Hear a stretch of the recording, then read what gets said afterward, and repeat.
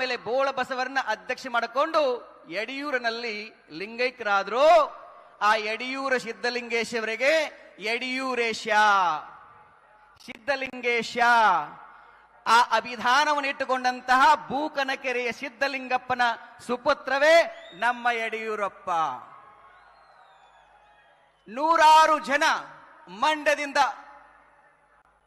ಮಂಡ್ಯದಲ್ಲಿ ಹುಟ್ಟಿ ಶಿಕಾರಿಪುರದಲ್ಲಿ ಶಿಕಾರಿಗೆ ಹೊರಟು ಪುರಸಭೆಯಿಂದ ಸೈಕಲ್ ಮೇಲೆ ಸಂಚಾರವನ್ನ ಮಾಡ್ತಾ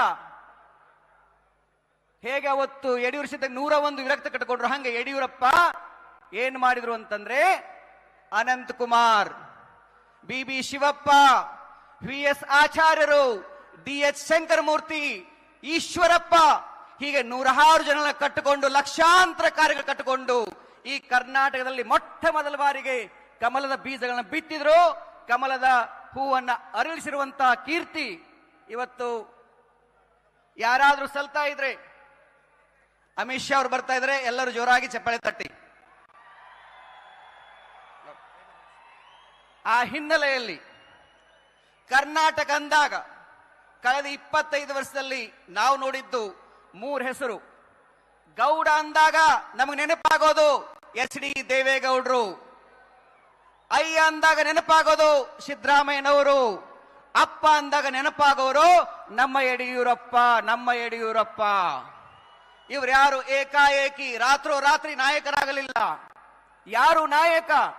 ಹಿಂಬಾಲಕರ ಸೃಷ್ಟಿ ಮಾಡುವವನಲ್ಲ, ಹಿಂಬಾಲಕರನ್ನ ನಾಯಕ ಮಾಡುವವನು ನಾಯಕ, ಜನನಾಯಕ ಯಡಿಯೂರಪ್ಪ. ನಿಮ್ಮ ನಾಮದ ಬಲ ಹೊಂದಿದ್ದರೆ ಸಾಕು ಅಂತ ಹೇಳಿ ದಾಸರೇ ಹೇಳಿದ್ರು. ಹಾಗೆ ಯಡಿಯೂರಪ್ಪರ ನಾಮದ ಬಲದಿಂದ ಶಾಸಕರಾದ್ರು, ಸಚಿವರಾದ್ರು. ಯಡಿಯೂರಪ್ಪ ನಾಮದ ಬಲದಿಂದ ವೇದಿಕೆ ಮೇಲೆ ನಮ್ಮ ಬೊಮ್ಮಾಯಿ ಅಂತವರು, ನಮ್ಮ ಸದಾನಂದ ಗೌಡರು, ನಮ್ಮ ಜಗದೀಶ್ ಶೆಟ್ಟರು ಮುಖ್ಯಮಂತ್ರಿ ಆದ್ರು.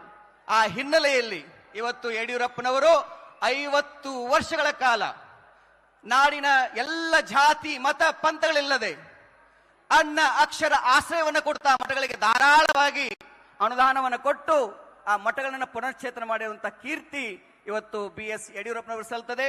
ಆ ಹಿನ್ನೆಲೆಯಲ್ಲಿ ಆ ಬಿ.ಎಸ್. ಯಡಿಯೂರಪ್ಪನವರಿಗೆ ಬಸವಾದಿ ಶಿವಶರಣರು, ಯಡಿಯೂರ ಸಿದ್ಧಲಿಂಗೇಶ್ವರು, ನಾಡಿನ ಸಮಸ್ತ ಮಠ ಪೀಠಗಳ ಪೀಠಾಧ್ಯಕ್ಷರ ಆಶೀರ್ವಾದ ಸದಾಕಾಲ ಇರಲಿ.